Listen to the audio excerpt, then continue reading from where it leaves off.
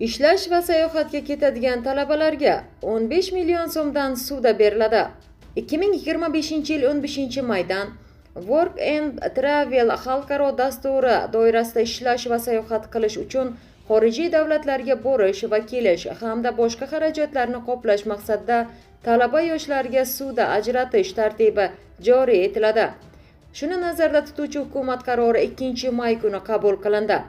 Talaba yoshlarga Yevropa Ittifoqi davlatlari, Janubiy Koreya, Yaponiya, Buyuk Britaniya, AQSh, Kanada, Avstraliya, Yangi Zelandiya Work and Travel xalqaro dasturi doirasida ishlash va sayohat qilish uchun borish va kelish hamda boshqa xarajatlarni qoplash maqsadida ssuda ajratiladi. Har yil 2000 nafargacha talaba yoshlarga bazaviy hisoblash miqdorining 40 baravari, ya'ni 15 million so'm miqdorda ssuda ajratiladi.